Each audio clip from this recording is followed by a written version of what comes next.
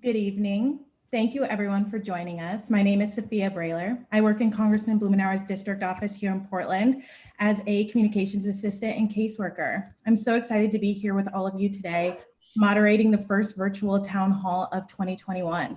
First on tonight's agenda, we'll hear some opening remarks from Congressman Blumenauer before moving on to a Q&A session. Thank you everyone for joining us. Throughout the town hall, attendees can submit questions and comments using the chat feature on YouTube. With that being said, I'll turn it over to the Congressman for opening remarks. Thank you very much, Sophia. And thank you all for taking time out of your day to visit with me. This has been a period unlike anything I've ever encountered. I've been doing this, as you know, most of my adult life, and I've never seen anything like we have experienced in the recent weeks. There was the euphoria about being able to have an adult in the White House with President Biden being elected and installed, the horrific attacks on our Capitol. I'll tell you, just being in the midst of that was indescribable. I was out earlier that morning watching the angry crowd gather. It was we were lucky, frankly, that there wasn't more bloodshed. There were people there who were armed and dangerous, invading the temple of democracy, an area that I have been privileged to work. It was something that, as a young person, I visited and held in awe. And the notion that it would be desecrated by a mob that was incited by the President of the United States, and frankly, egged on by some of my colleagues in Congress, is heartbreaking. But I think the early stages of the Biden administration are cause for optimism. I think the Vice President Kamala Harris is a powerful signal about inclusiveness, and she is an extraordinarily talented woman who's going to play a key role in President Biden's administration. I think the people that he has added already to the cabinet are a diverse and highly talented group. And there's energy coming out of the amazing results in Georgia that tipped the balance to Democrats, and more important, gave an opportunity for us to be able to make some progress rather than waiting on the tender mercies of Mitch McConnell.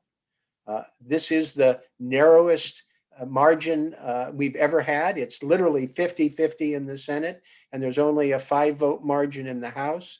There's no room for error, but nonetheless, we have an opportunity to be able to have things that you care deeply about that were bottled up in the Senate to repass and be able to have them considered in the Senate. And I think many of them have the potential of being passed.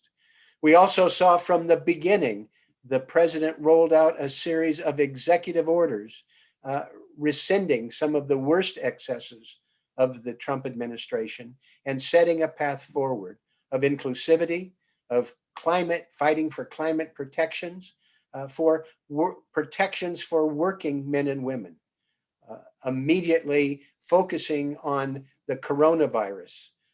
It's clear that the president has a plan. He's going to listen to experts and be guided by science, and is committed to being able to, as job one, fight the coronavirus. We're seeing it in terms of the efforts in terms of the vaccine, working hard to secure greater supplies and be able to not send mixed signals from the Oval Office about its efficacy or masks. I mean, this is something that I think is going to make the difference between night and day. It's going to be hard to overcome the mistakes, the incompetence of the Trump administration. He has his work cut out for him. We all have our work cut out for us to be able to move this forward. But I am optimistic. I am pleased that we have started the first week making significant progress. Already we're seeing that there's an air of some optimism on the part of the public, not to minimize the problems, not to sugarcoat anything, not to pretend that this is going to be easy or it's going to be smooth. But the president is going to be working with us, providing leadership, clear signals, support for science, and not be involved with sending conflicting signals to the American public to confuse them and to get in the way of the orderly administration of government. I'm looking forward to having a discussion with you, your questions. I hope that this is the first of several town halls that we can have as the legislative session takes shape, as there are new developments, as we work on these challenges together. As I say, it was a horrific beginning of the year, but we're on the right path. We've seen progress going forward. We've got the president moving forward with his cabinet. And I look forward to discussing with you what we're doing and learning from you what we think we ought to do. Why did I stop at this point? Sophia,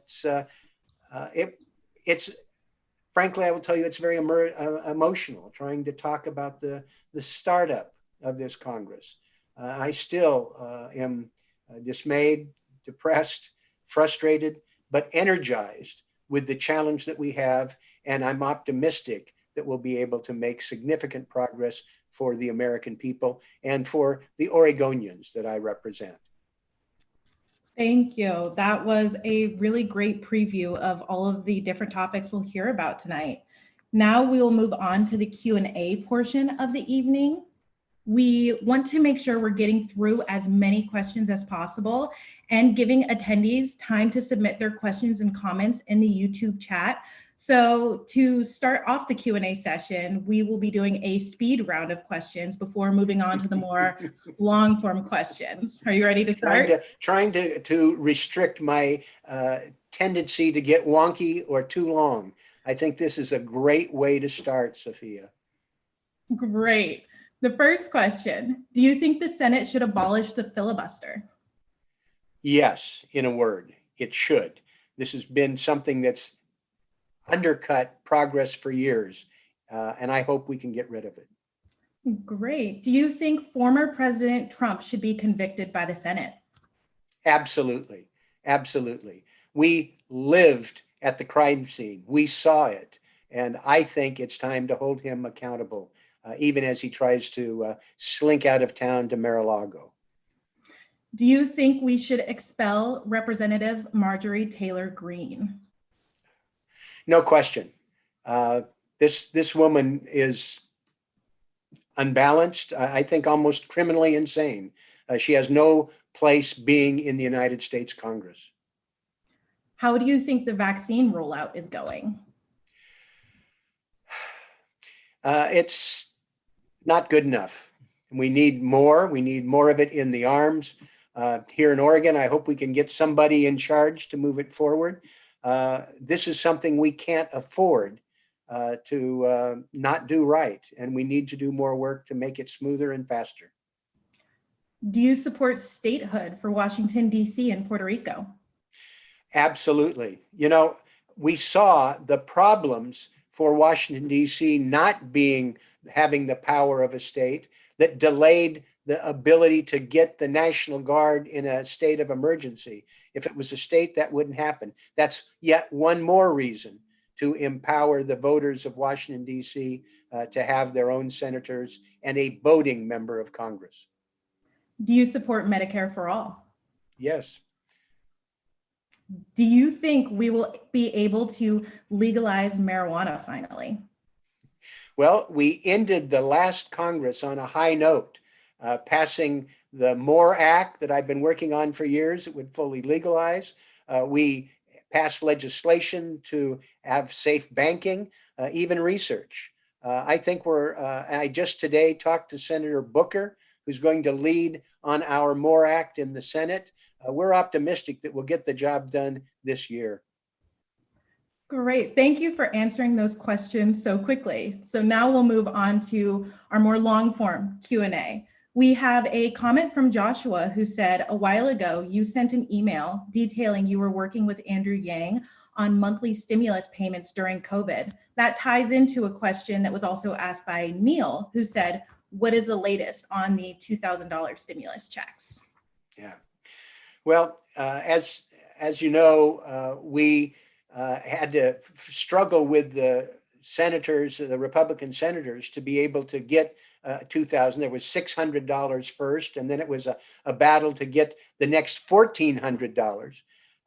We are fighting to make sure that we have reoccurring payments. Many of the problems that we're facing in our community and around the country is simply people don't have money.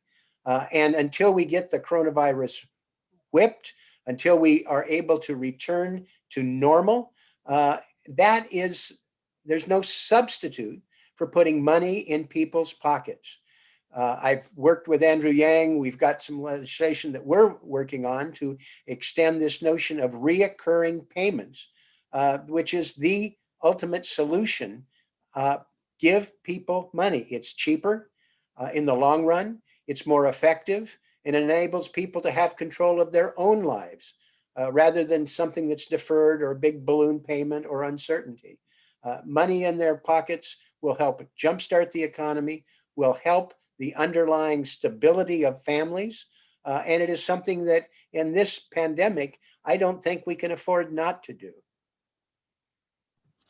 Thank you. There are a lot of great questions about the COVID vaccine. For example, Jane, who is 74 years old, and her husband is 71, they've been having a really hard time trying to figure out when they may be able to get the vaccine. Marianne also asked, can you give us any updated information as to when Biden's team will be increasing the size of COVID-19 vaccine shipments to Oregon?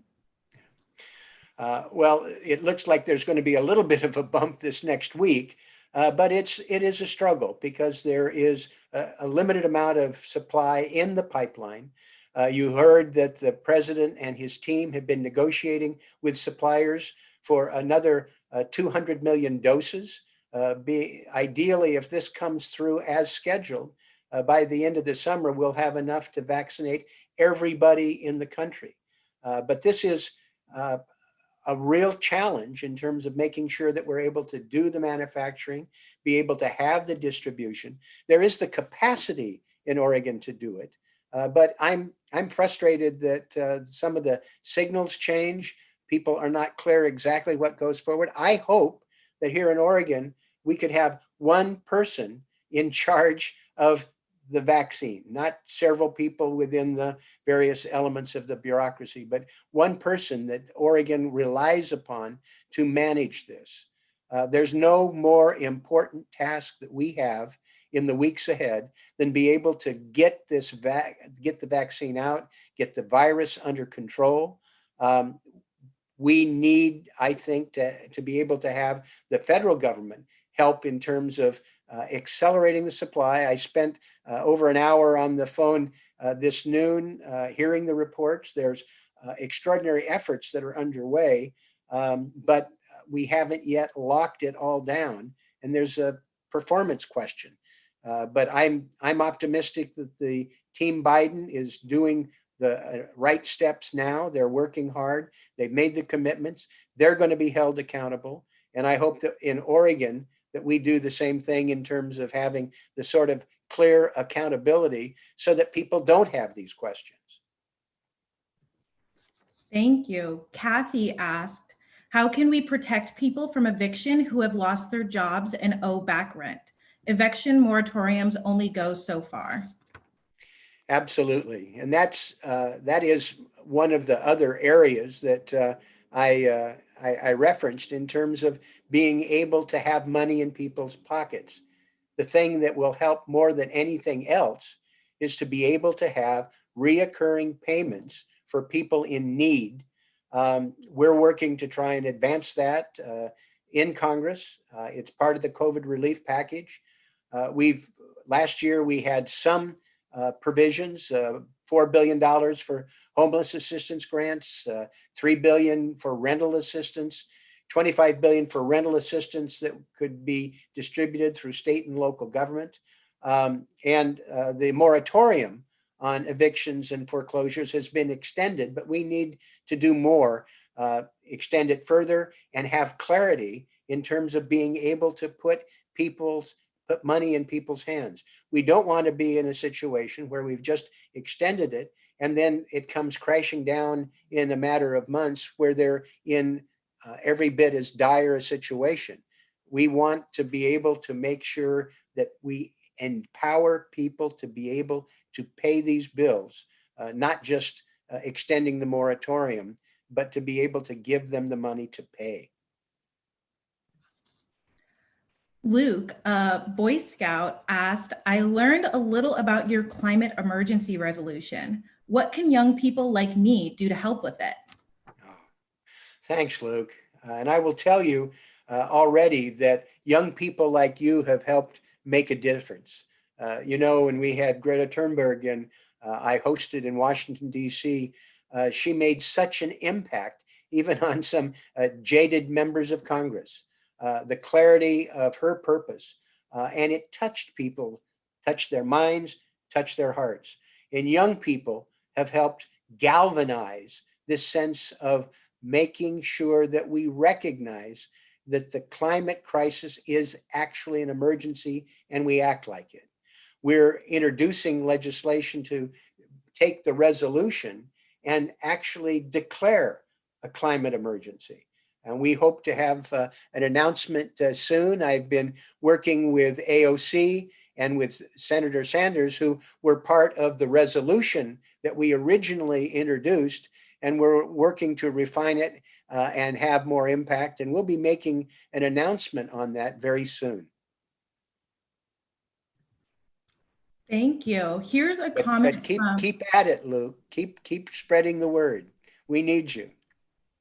It was a great question, Luke. Here's a comment from Larry Margolis that you might be interested to weigh in on. Bring back the fairness doctrine to radio. Oh, amen.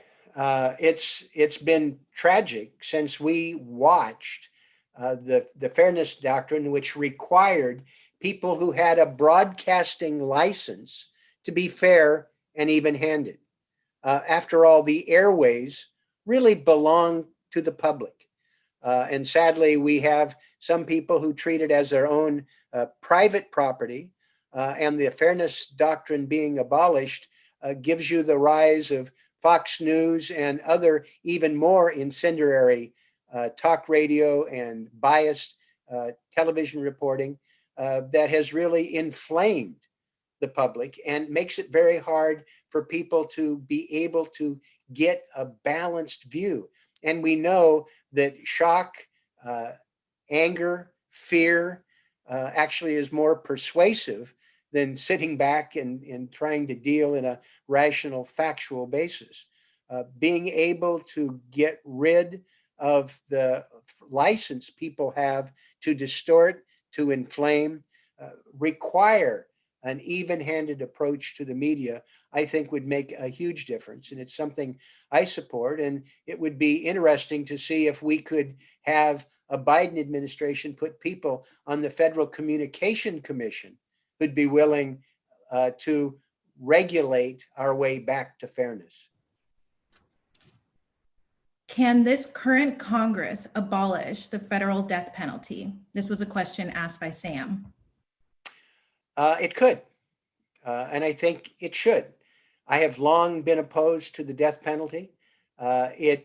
We've seen in the past that there have been too many mistakes. The Innocence Project has found hundreds of people on death row that these, in many cases, students were able to uncover mistakes and have innocent people set free. We have seen in the past that the death penalty is not fairly applied. I mean, I don't think it should be applied at all. I don't think the government should be taking human life, but it's clear that it is not applied evenly. People of color have disproportionately borne the burden. Far more minorities, far more poor people are subjected to the death penalty. Almost never is a rich person convicted and executed. And it's just pastime. Sadly, the record is clear that the death penalty doesn't deter crime. Some of the highest murder rates in the country are in states like Texas and Louisiana that execute more people than anybody else. And states without the death penalty have lower murder rates. So it's not a deterrent. Mistakes can be made, and it's not done fairly. And I hope that this is something that could be abolished by Congress. Candidly, in this climate, with things so evenly balanced, I don't think that's going to be the case.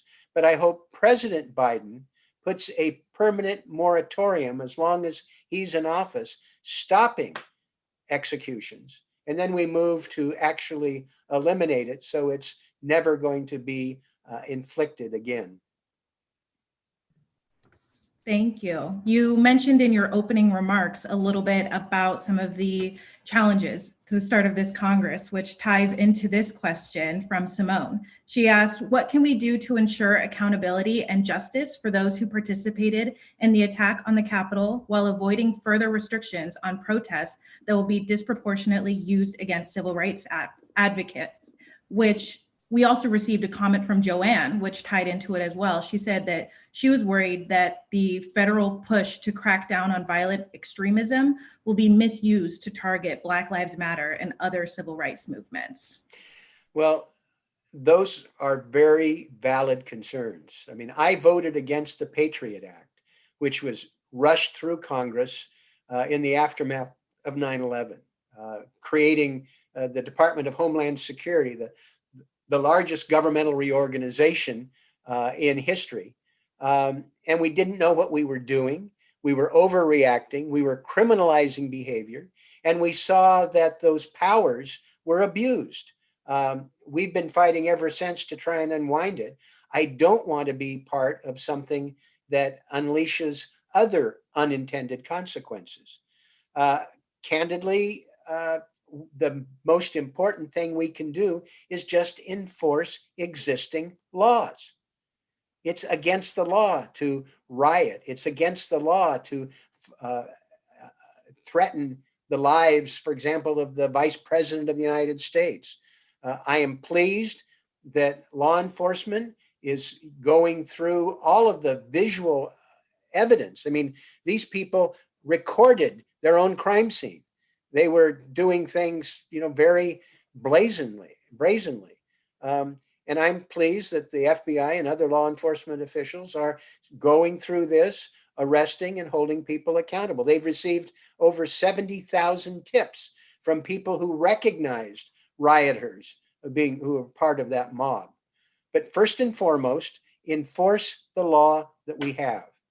I don't think that there are new tools that we need. We need to enforce what we've got. Sadly, there was lots of evidence leading up to this that there was trouble afoot. They were quite blatant about some of what they were trying to do, including, candidly, some people in Congress who I think should be accountable. And we can talk about that later if we wish. It's just stunning to me that we were so slow off the mark. Part of what we have seen historically is that part of the systematic racism in our law enforcement, in our criminal justice system, people have discounted white racism, which, as is well known, has resulted in more violence and more deaths than any other. This was an area that law enforcement did not want to take seriously, that Congress did not want to be able to put the resources behind. The bombing of the courthouse in Oklahoma City should have been a warning sign. These are white extremists that pose a threat that is greater than any other. It is, for me, time that we reassess our priorities, not with new mechanisms that may be potentially misused. Use what we've got and address the systematic racism that we see and have law enforcement take white extremism seriously. Thank you. Michael said, correction of gerrymandered districts and voter suppression must be actively pursued. How? Well, the first major piece of legislation we passed in the last Congress was H.R. 1. Unfortunately, that legislation that would have dealt with a whole host of elements that would have strengthened democracy and dealt with these abuses, it sat on Mitch McConnell's desk. It's kind of a hospice for good ideas. Well, with Democrats in control of the House, the Senate, and with President Biden, we're not going to have these things short-stopped. We have an opportunity for legislation that we will be passing. I hope one of the first things we do is pass the John Lewis Voting Rights Act to be able to strengthen democracy, to be able to have people be able to vote, to be able to strike back against gerrymandering that is designed to undercut, particularly the rights of Black Americans. The Supreme Court made a horrendous decision when they claimed that was a problem of the past. Well, we have seen since Citizens United, since the Supreme Court's decisions eviscerating the Voting Rights Act, we've seen evidence that there is active efforts to suppress voting, and the gerrymandering that has been taken to such extremes where politicians are selecting their voters instead of voters selecting the politicians has presented horrific problems. One of the things that is exciting is watching voters around the country take matters in their own hands, setting up commissions to deal with redistricting. We've had litigation in a number of states that has corrected the more egregious actions, like in North Carolina and Pennsylvania. I hope that this will be something that we do quickly to try and provide some guardrails for the federal government for voting rights. I hope that the effort by citizens to be able to control the redistricting process state by state takes hold with the local commissions and initiatives to correct it. We'll move as far as we can. I personally have had legislation that would establish a nonpartisan, fair redistricting process to deal with Congress.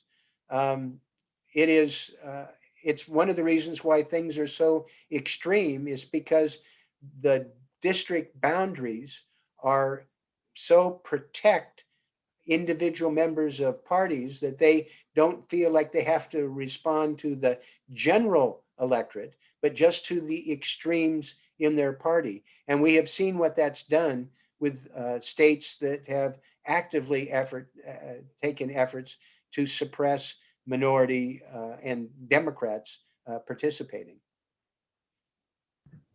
Thank you. And since we're on the topic of voting, Jimmy Radosta had a comment. Thank you for introducing the Vote at Home Act.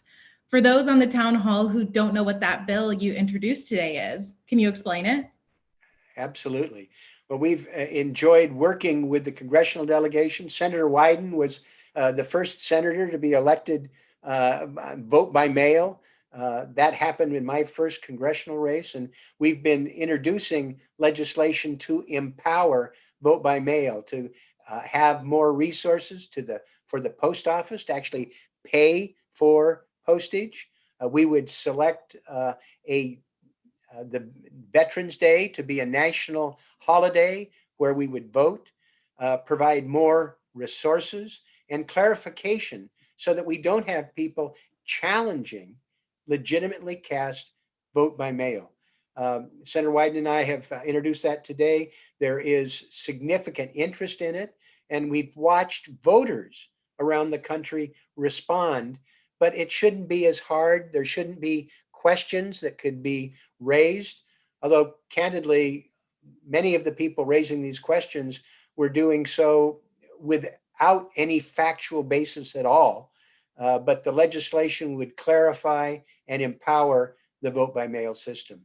It would also actually provide benefits for local governments, because if you replace in-person voting with vote by mail, it results in a savings for local governments who continue to try and maintain voting at the ballot box, which is with individual precincts is expensive. And in an era of the coronavirus, it's also dangerous.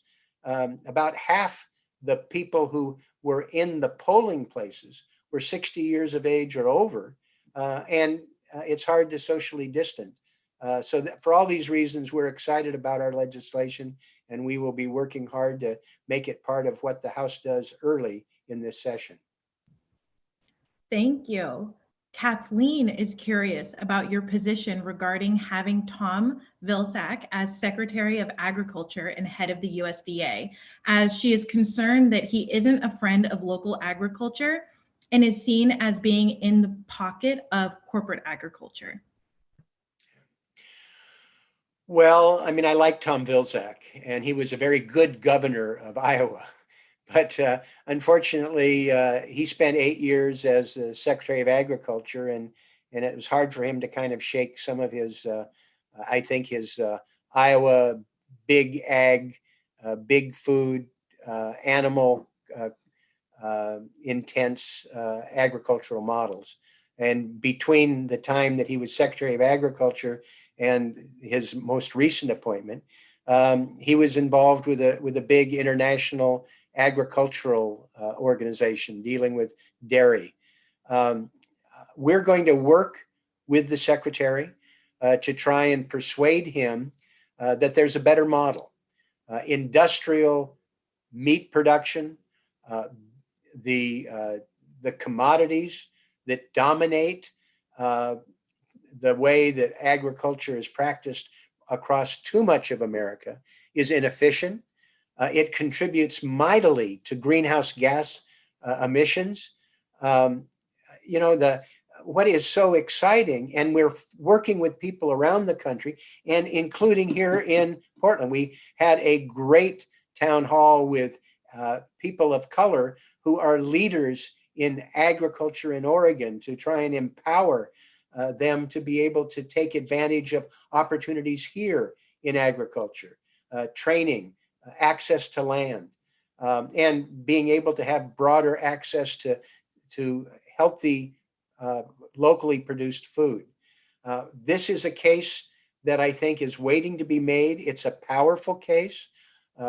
We find that big industrial agriculture, industrial meat production is actually very inefficient. It doesn't just produce lots of carbon. If we practice regenerative agriculture, that's a way to take carbon out of the atmosphere, the most effective way to reduce the carbon content. And frankly, one of the things we'll be demonstrating with some of the work we do this year, that practicing regenerative agriculture is actually more profitable. The big ag commodity production actually is not as profitable as regenerative. And the only way they stay in business is with massive subsidies from the taxpayer. We can do a better job.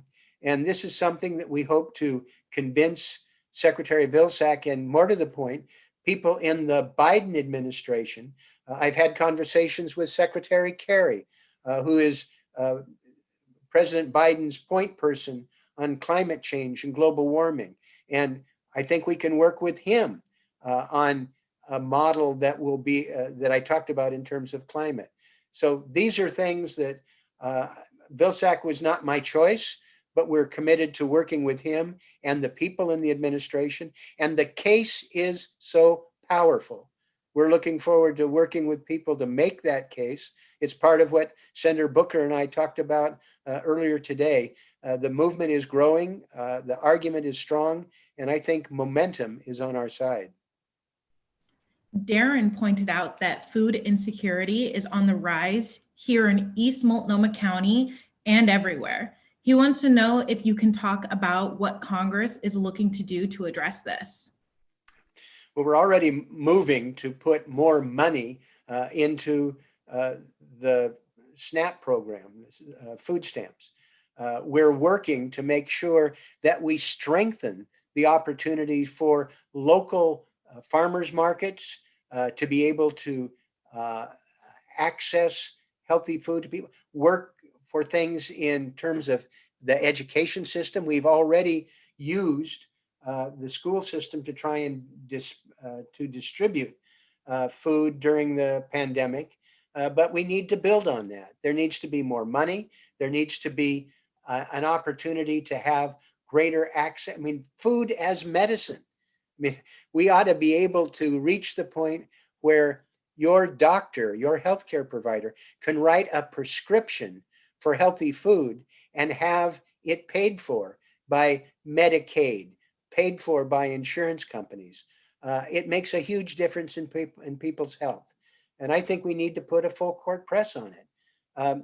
Sadly, half of the American population suffers from some disease or chronic condition that is related to diet.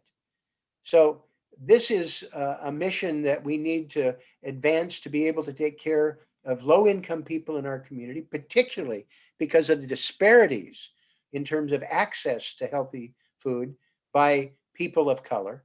But we need to just get control of this system because it just is the quickest way to promote health and equity, as well as this is a time when we're actually seeing a growth in people who want to be farmers.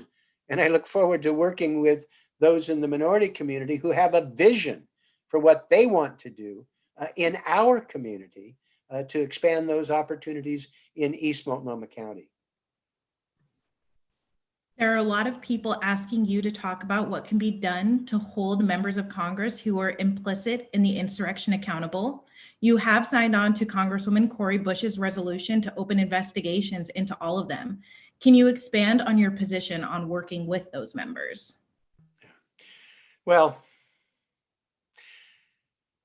this is what was so painful. I mean, I have worked with a number of these people in Congress, and I was stunned that before the glass had been cleaned up, the blood wiped off the walls, the feces off the floor, that 147 of the men and women I served with went back into that chamber and voted to overturn the votes of millions of Americans in Georgia and Pennsylvania, in Arizona and Pennsylvania. That is inconceivable to me that they could do that when they were literally in the crime scene. And what they were doing was feeding those flames, feeding that false narrative that somehow that Joe Biden was not legitimately elected and that there was fraud. You know, it's interesting when they are forced in court, they can't back that up. They don't make that claim, but they do it with impunity, and they did it with their votes. One of the things that for me, I don't know that I can actually work with people that voted that lie, that voted to disenfranchise people in Arizona and Pennsylvania. I'll work with the others, but it's really hard for me to just pass this off. We're working to make sure that the tools that we have in Congress, for example, with the Ethics Committee and the law enforcement investigations, that if we turn up evidence of collusion, and it looked like some of these people were, I'm sorry, Mo Brooks, Madison Cawthorn, out there egging on this angry mob and urging them to attack the Capitol. I think there's pretty strong evidence that they were complicit in it, and we need to investigate that, to take it as far as we can and use those tools to hold them accountable. I think that it potentially disqualifies them to serve. I think that Kevin McCarthy and Scalise, by being part of the denial caucus, forfeited their right as leaders. I think they should not be the minority whip and leader. I think that they were part of, even though they're backtracking now, and Kevin McCarthy's talking out of several sides of his mouth, I think he was part of the dynamic that led to that horrific event. And let me just say that it could have gotten a lot worse. There were a number of those people who were armed. They were threatening. They wanted to kill Mike Pence. They wanted to do violence to my colleagues in Congress. We had to hustle people out to positions of safety. We're finding out that a number of them have plotted and threatened. Anybody who was a part of that, and there are about half dozen of members of Congress that it looks highly suspicious. I think they ought to be held accountable under our rules, and I think they should be subjected to the full force of the law. That's not protected from freedom of speech and the debate clause in the Constitution. That's insurrection, and that's inciting violence, and that's not protected speech. And I think they could be criminally liable, and if we can prove it, they should be held accountable. Thank you. We have received a bunch of questions on student loans and the burdens that students and young people are feeling during the pandemic. Obi wants to know if you have any concrete plans for student loan legislation. Absolutely. I have strongly supported loan forgiveness, not deferral, and we'll be working to try and get the biggest number we can. I would like to see if we can move $50,000. This is critical. We are burdening a whole generation whose lives have been turned upside down. We've made it hard for people to negotiate in terms of the student loan burden. Many students have lost a whole year of their education. They are behind the curve in terms of both their education and their career development. And I think America would be well served to invest in this generation by significant loan forgiveness. We do that periodically, for example, to get doctors in communities that are underserved. Loan forgiveness makes sense.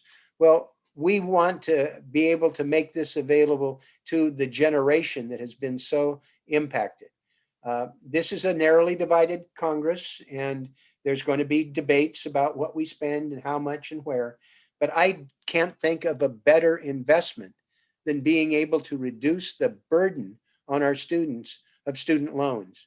And as we know, particularly in the area of some of the predatory loans from for-profit colleges that Betsy DeVos and her Department of Education it was unconscionable in terms of how hard they made a remedy for the students caught there. This is an area that deserves major attention, deserves major investment, and I will be fighting to get as much of it as I can, as soon as I can. I think this ought to be a high priority for the new Congress, and I know that it is of interest for the administration. We want to work with them to be able to refine their proposals to be more money and faster. Thank you. Here's a question from AJ. Oregon depends on a minimum of 1% state gas tax for bike and pedestrian infrastructure. With gas tax decreasing and autonomous vehicles and electric cars increasing, how can we prepare in Oregon for supporting bike and pedestrian issues? Great question. Well, part of it is to be found in legislation that I've introduced as part of the Recovery Act and working with Congressman DeFazio, the chairman of the Transportation and Infrastructure Committee. We have $1.5 trillion to be invested broadly in transportation, including in bike and pedestrian infrastructure and support. Part of what I am doing is working to change the system that doesn't rely as heavily on the gas tax. Candidly, the federal gas tax is not the path to the future. I've introduced legislation to accelerate the vehicle mile traveled fee that we've been piloting in Oregon for more than a decade. That's how I pay my road use. I have a transponder on my car. 15 states are doing that now. We're working to expand that pilot project all across the country because the gas tax at the federal level is not going to work during this decade. It's going to collapse. As AJ mentions, there's more fuel efficiency in terms of gasoline and diesel. And we're watching more and more electric vehicles. By the end of the decade, the preponderance of vehicles will be electric, and they're not paying for their road use. We want to have a system that keys on road user charges, and that will enable us to be able to generate money fairly, and we can be able to calibrate it geared towards people that in some cases have more of an ability to pay. If it's just on gallons of fuel consumed, that can be pretty regressive because low-income people are more likely to have less fuel-efficient vehicles. They're not driving Priuses and Teslas, and many of them are driving big rigs. And that adds to the unfairness. So I want to have a different system that is more fair, that's geared to people who can afford to pay for it, and that we have more general fund for these so-called alternative transportation, which is we're watching in the midst of the pandemic. Bike and pedestrian infrastructure is extraordinarily important. I was just on the phone with Commissioner Hardesty, who's got a vision for how she wants to improve the non-motorized transportation in Portland. We've got a great group of bike advocates, pedestrian champions, reclaiming our streets. This is an exciting chapter in transportation in Portland, and I'm looking forward to having the federal government be a full partner for it. Gerard wants to know if you support President Biden's U.S. citizenship legislation, creating a pathway to citizenship for over 11 million immigrants. Absolutely. It's shameful. It is shameful that when we got legislation that passed the U.S. Senate almost 10 years ago for this path for citizenship, that the Republicans would not allow us to vote on it.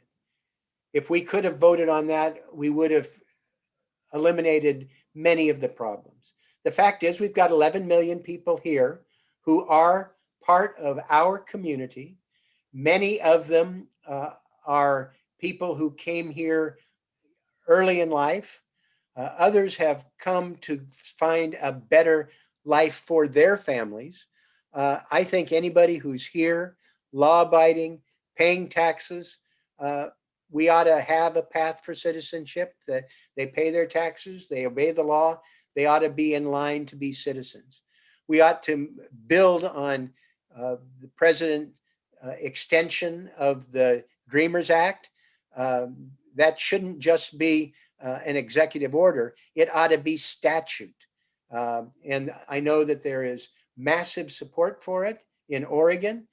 We have some of the most amazing young men and women, some of whom are not so young anymore, who qualify under this, and we need to give them that certainty.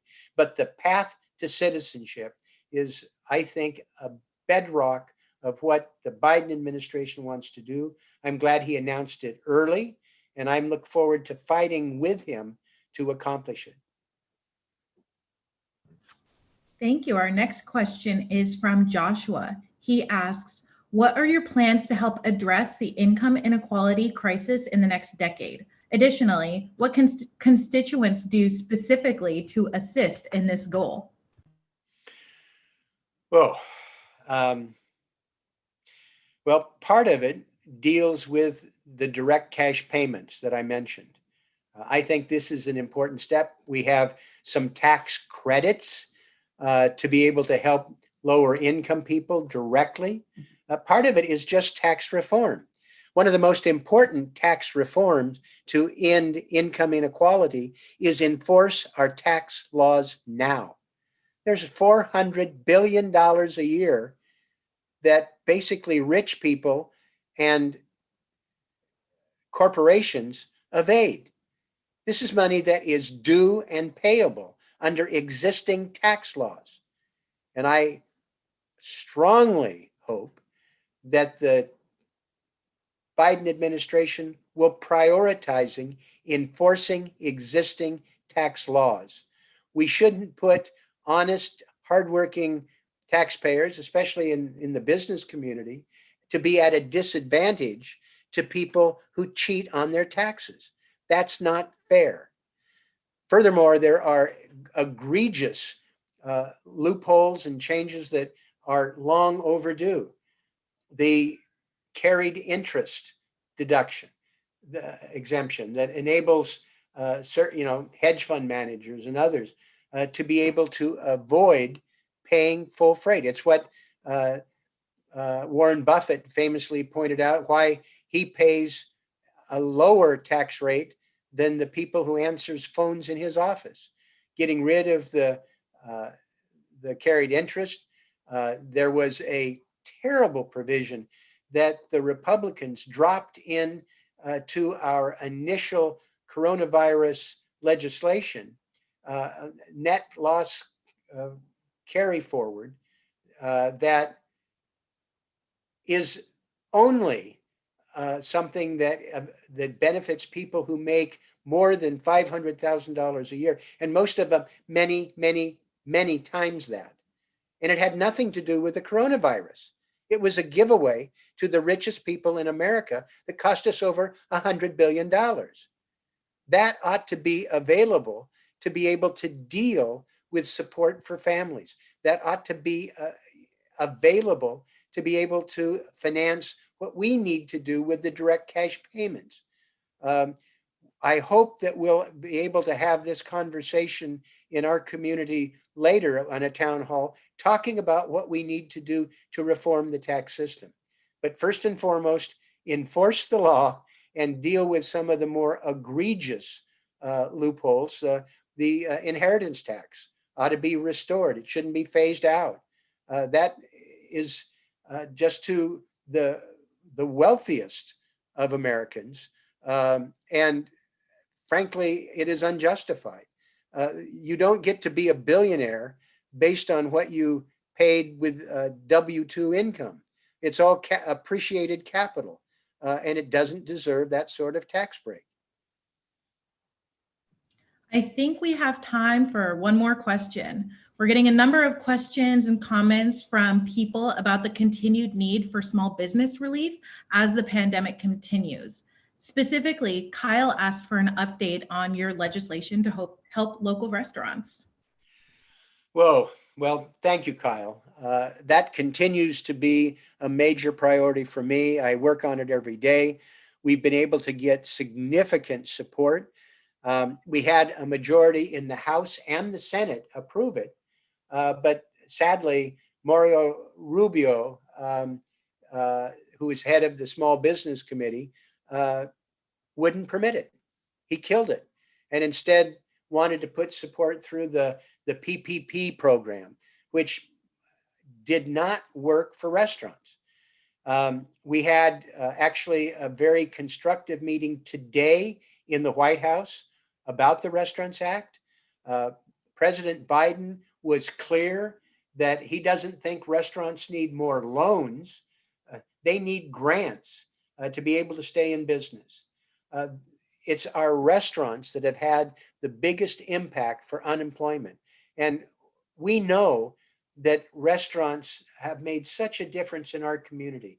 It's where we gather. It's for many people, it was their first job.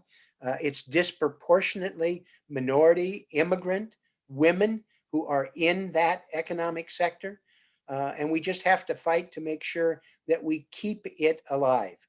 I am optimistic, given the support from the Biden administration, Majority Leader Schumer, who leads the Democrats, and the work that we've done building support in the House. The table, so to speak, is set. And I think we have an excellent chance of getting tens of billions of dollars available. And it's something I'm going to continue to fight for, because we won't be done even if we get the Restaurants Act passed in part or in whole. We need to work hard to help this sector recover. It's fragile, they have special needs, and they make so great a difference for Portland and communities all across the country. It's one of my highest priorities. I'm pleased with the progress we've made with people supporting it. Now we've got to get it across the finish line. Absolutely. Thank you, Congressman. And thank you to everybody tuning in on YouTube for submitting your questions and being a part of this conversation. Congressman, would you like to say a few final words? Well, I just want to thank everybody for taking an hour out of their afternoon and evening to visit with me. I appreciate the questions and the concern. I look forward to being able to work together to do some more of these programs. For example, how do we fix the tax system? I think would be a very good one. Another one dealing with food, and as it relates particularly to communities of color, low income, immigrant. This is something that has huge potential. There's great support, and there's things we can do together. So I'm hopeful we can have more conversations like this, work together in the new Congress with the Biden administration to show the results that people want. But I think we're off to a good start, and I really appreciate your support and your interest and look forward to our next conversation.